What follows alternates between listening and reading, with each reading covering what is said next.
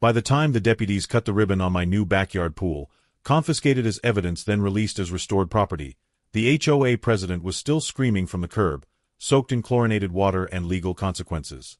The news chopper panned out to capture the banner the neighbors had strung across the marble portico that read "Welcome home, not Karen." The whole scene felt like winning the lottery without buying a ticket, except the prize came with a side of justice served ice cold. The local news anchor couldn't stop smiling as she reported live from what she called the most expensive mistake in suburban HOA history. "My name is Colin Grady. I'm a systems engineer who prefers silence to small talk and coffee to community potlucks. 3 months ago, I bought a cheap rectangle of vacant land in a place called Maple Crest Landing, an HOA empire stitched together with vinyl fences and the brittle optimism of cul-de-sacs. The parcel was supposed to be a long-term hold for a garden and maybe a shed someday. I paid $32,000 cash for what the seller called a forgotten slice of heaven, though it was really just a quarter acre of grass and potential. Enter HOA President Sandra Withers. Hair helmet perfectly sprayed into submission that could withstand hurricane winds. Clipboard clutched like a weapon of mass documentation. Smile that could slice drywall at 20 paces. She informed me on the day I posted my no trespassing sign that vacant lots invite undesirable aesthetics, which is Maple Crest code for butterflies and freedom. She actually used air quotes around the word freedom. I should have known right then that this woman would become my personal nemesis, a suburban Napoleon in pastel cardigans. Sandra began her campaign with letters, each one more ridiculous than the last. Violation: grass height exceeds acceptable serenity at 1.75 inches. Violation: unauthorized butterflies creating visual chaos.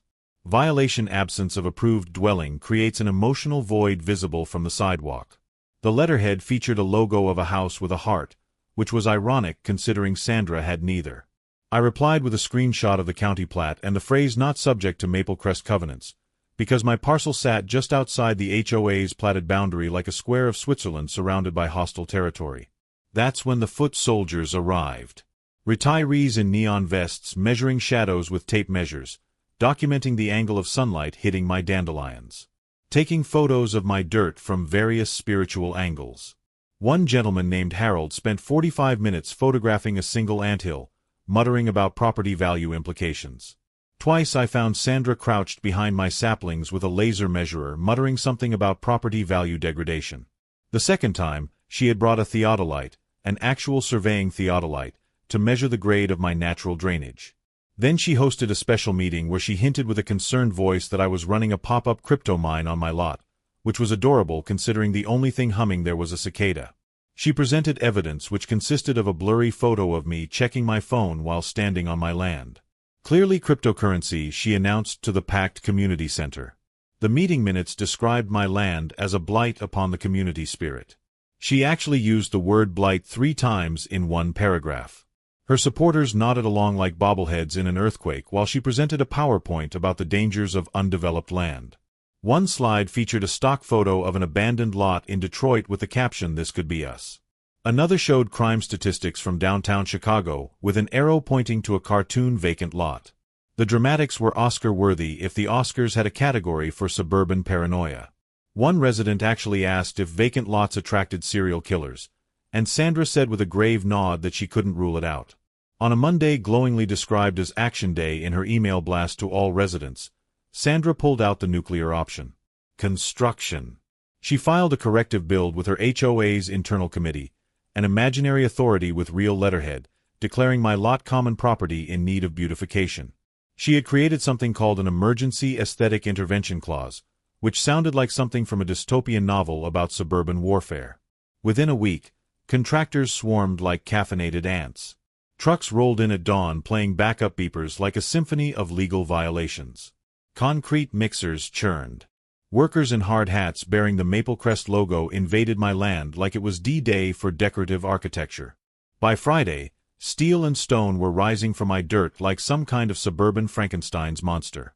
By the following Tuesday, there was a stucco mansion with travertine floors, a saltwater pool with color-changing LED lights, and a kitchen big enough to host a cult meeting complete with a pizza oven that could feed a small army. She even landscaped with palm trees imported from Florida and an 8-foot fountain shaped like Poseidon sneezing water in artistic arcs. There were Japanese maples, rose gardens, and a meditation corner with a Buddha statue that looked confused about why it was there. The kicker was the plaque she installed by the front door. Maplecrest HOA Community House in gold letters that caught the morning sun. Dedicated to community excellence and aesthetic harmony. Established 2025. I stood there watching workers install Italian marble countertops in what was supposedly now a community center on my land. Sandra supervised with the satisfaction of a general watching her troops take enemy territory. She actually told one of the workers to make sure the crown molding was perfect because she said with pride this represents our community values. Another worker was instructed to ensure the chandelier in the foyer was exactly centered because she declared asymmetry is the enemy of property values.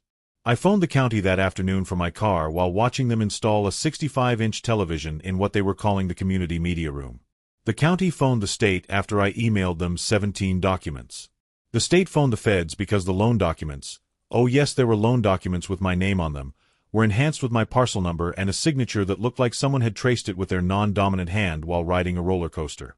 Forgery loves a spotlight and Sandra had given it center stage with Klieg lights and a fog machine.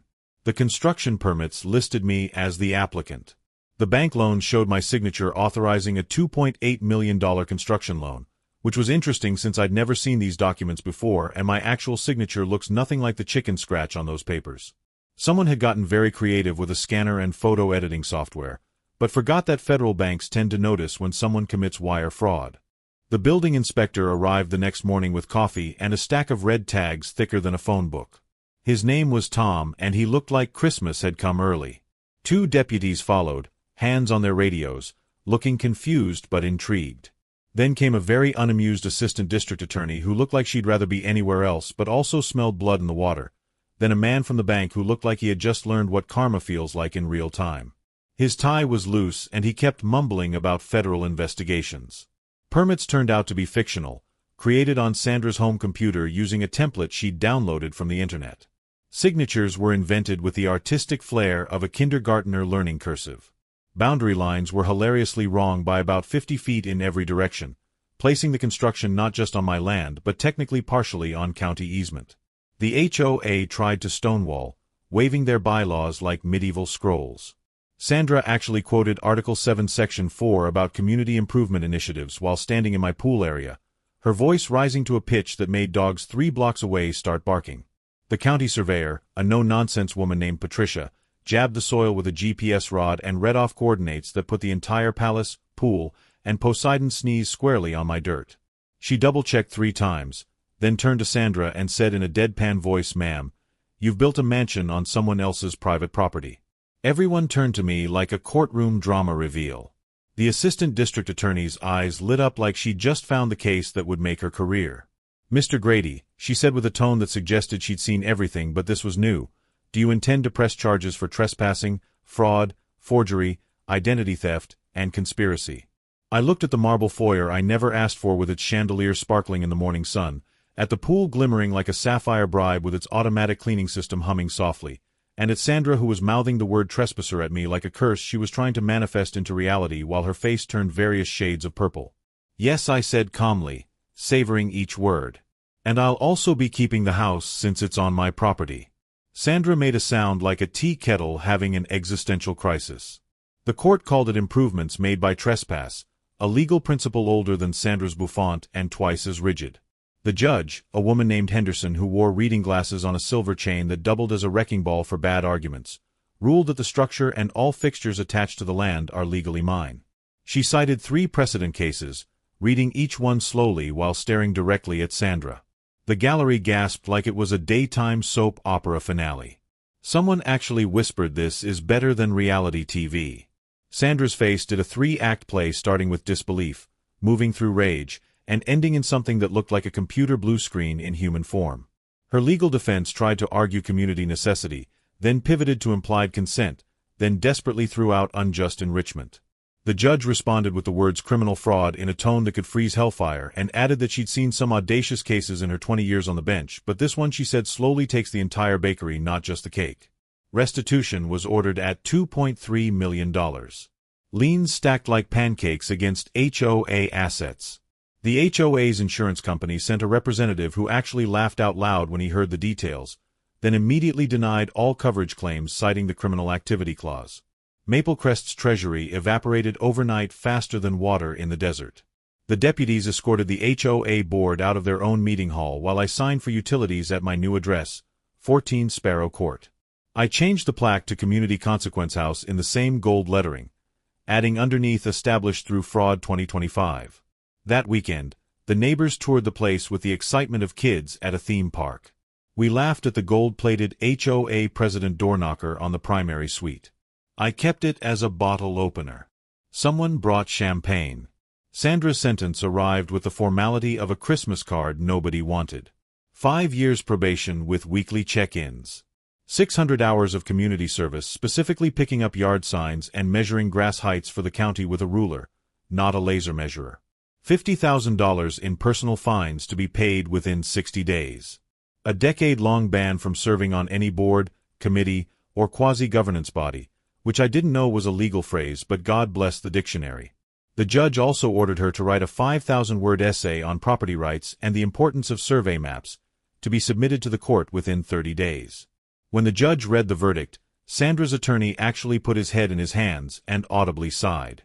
She stood there in her best suit, the one with the HOA pin still attached like a badge of dishonor, as the judge detailed each count of fraud, forgery, criminal trespass, and identity theft. Her mouth opened and closed like a fish discovering air wasn't water. The final words were guilty on all counts, followed by the crack of the gavel that echoed through the courtroom. Sandra let out a sound that was part gasp, part wheeze, part dying balloon, then shouted that's not fair, I was improving the community, before her lawyer grabbed her arm and whispered something that made her face go completely white.